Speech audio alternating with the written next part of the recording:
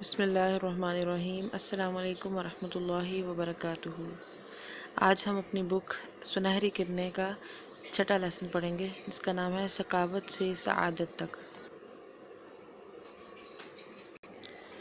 Somalia کے مشہور شہر مقدیشو یا موغادیشو صومالیہ کے ایک پرائمری اسکول میں اساتذہ اور کلرک بڑی حیرت اور تعجب سے اس کی خوبصورت آواز میں نغمے سن رہے تھے۔ غضب کی آواز ہے، ایک نے کہا۔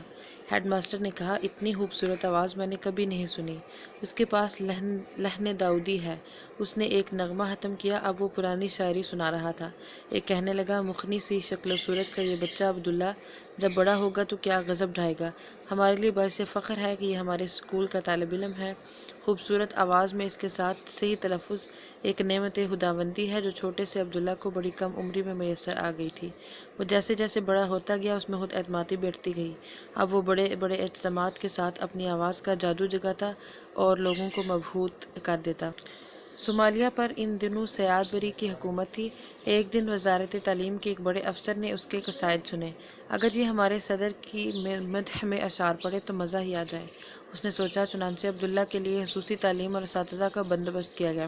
اب وہ گانے کے ساتھ ساتھ موسیقی کا ماہر بھی بن گیا۔ میٹرک کے بعد اس کی شہرت بڑھتی چلی گئی۔ اس وقت کے وزیر تعلیم نے اس کی آواز سنی تو گرویدہ ہو گیا۔ اس خصوصی قانون پاس کروایا۔ اسکولوں میں موسیقی کے شعبے کا قیام عمل میں آیا۔ اور نوجوان لڑکوں اور لڑکیوں کے لیے موسیقی اور رقص و سرور کی باقاعدہ تعلیم کا آغاز سرکاری سرپرستی میں شروع ہوا۔ اس کا ڈائریکٹر عبداللہ کو بنایا گیا۔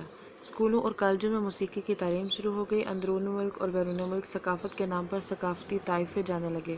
عبداللہ کی شہرت بڑھتی ہی چلی گئی۔ صومالیہ میں ہی نہیں، ہمسایہ ملک جبوتی، سابق فرانسیسی صومالی لینڈ میں بھی لوگ اس کی آواز کے دیوانے تھے۔ اسے متعدد اعزازات سے نوازا گیا۔ عبداللہ جہاں جاتا لوگ اس کی ایک جھلک دیکھنے کے لیے اکٹھے ہو جاتے۔ بڑے بڑے ہوٹلوں میں ہفتوں پہلے اس کی بکنگ ہو جاتی۔ جب وہ اسٹیج پر آتا تو کئی منٹ تک مسلسل تالیاں بجتی رہتیں۔ جب گانا شروع ہوتا تو دلوں میں دھڑکنیں ٹھہر جاتیں۔ اس کا لقب شہنشاہ ترنم تھا۔ 1977 میں صومالیہ میں انقلاب برپا ہوا۔ روسی اقتدار اور اثر و رسوخ کا خاتمہ ہو گیا۔ حکومت تبدیل ہو گئی، اس کا رخ مغرب کی طرف ہو گیا۔ ملک میں اشتراکیت کے بجائے جمہوریت کا غلغلہ ہو گیا۔ ایک اچھے بزنس مین کی طرح عبداللہ نے بھی اپنا رخ تبدیل کیا۔ پہلے وہ اشتراکیت کے گن گاتا تھا، اس کے نغمے اور گیت اس نظام کی مدح سرائی میں ہوتے، لیکن جب نظام بدلا تو وہ بھی بدل گیا۔ اس کی زبان پر جمہوریت کے لیے نغمے تھے۔ ملک میں اقتصادی اصلاحات ہونے لگیں تو اس نے بھی اپنی کمائی محفوظ کرنے کا سوچا، اور پھر وہ ایک عدد نائٹ کلب کا مالک بن گیا۔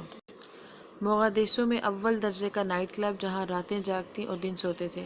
نوجوان لڑکوں اور لڑکیوں کا ایک بڑا گروہ اس کے گرد جمع ہو گیا۔ اندرون ملک اور بیرون ملک برابر اس کی شہرت تھی۔ اب وہ مختلف ممالک کے دوروں پر بھی جانے لگا۔ عبداللہ نے ایک مرتبہ انٹرویو دیتے ہوئے کہا، جب میں نائٹ کلب کا مالک بن گیا تو پھر وہاں گانے گاتا۔ موغادیشو کے دیگر ہوٹل اور نائٹ کلب بھی میری بکنگ کے لیے زیادہ سے زیادہ رقومات پیش کرتے۔ راتوں کو زندہ کرنے کے لیے، لوگوں کو خوش کرنے کے لیے اور اپنے آپ کو مزید مشہور کرنے کے لیے میں نئے ناٹک رچاتا، اور نیا ڈانس، فحش مکالمات اور عشقیہ گیتوں کے ذریعے پیسے کمانا ہمارا مقصد حیات بن گیا۔ جب یہ چیزیں میسر ہوں تو پھر شیطان خوب خوش ہوتا ہے۔ بگڑے ہوئے گھرانے، ان کے امیر لڑکیاں اور لڑکے، شراب، نشہ، ہیروئن، سب کچھ میسر تھا۔ رقص گاہیں ہماری وجہ سے آباد تھیں۔ شیطان کے اہداف حاصل کرنے کے لیے ہمارے ارد گرد بدکار لوگوں کا ایک بڑا گروہ تھا۔ اس دوران ملک میں اسلام کے خلاف حکومتی لابی دن رات کام کر رہی تھی۔ علماء صلح اور مساجد کو نشانہ بنایا جا رہا تھا۔ جب کفر اور اسلام کے درمیان کشمکش جاری ہو تو طاغوت اور زیادہ دلکش چہرے کے ساتھ سامنے آتا ہے۔ ہم نے بھی اسلامی اقدار کو ختم کرنے اور شیطانی مجالس کو فروغ دینے میں ساری قوتیں صرف کر دیں۔ ہم صرف نام کے مسلمان تھے، اسلامی روح کے بغیر، ظاہری حد تک۔ میں نے کتنے ہی یورپی ممالک کا سفر کیا۔ وہاں نائٹ کلبوں میں گاتا رہا، صومالیہ کے آرٹ کو اجاگر کرتا رہا۔ مغرب کو خوش کرنے کے لیے ہم ترقی پسند ہیں۔ میرے ایمان کا، اسلام کا اور اخلاق کا جنازہ نکلتا گیا، مگر میری جیب بھرتی گئی۔ 1983 میں میرے والد نے مجھ پر شادی کرنے کے لیے زور دیا۔ والدین کے لیے اپنی اولاد کی شادی بہت بڑی خوشی ہوتی ہے۔ والدین نے اپنے ہی خاندان میں سے ایک لڑکی کا انتخاب کیا۔ یوں تو صومالیہ کی بہت سی لڑکیاں میرے ساتھ شادی کی تمنا رکھتی تھیں، مگر یہ لڑکی میرے خاندان خوبصورت، خوبصیرت اور خاصی پڑھی لکھی تھی، لہٰذا میں نے ہزاروں لڑکیوں پر اس کو ترجیح دی اور شادی پر فوراً رضامند ہو گیا۔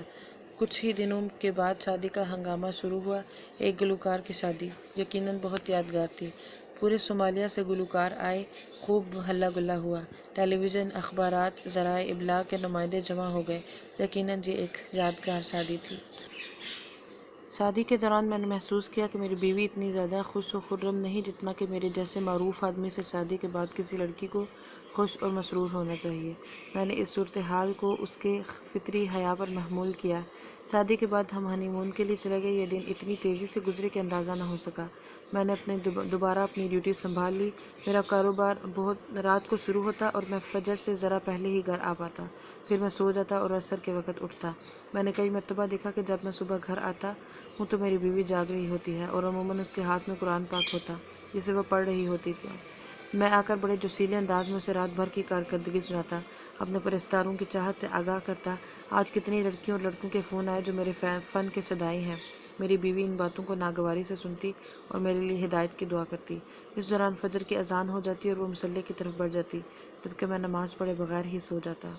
میں جب بھی اس سے نائٹ کلب کا ذکر کرتا، وہاں کی باتیں سناتا، اپنی کمائی کا ذکر کرتا، بینک بیلنس کا رعب جماتا تو وہ جواباً کہتی، رازق تو صرف اللہ کی ذات ہے۔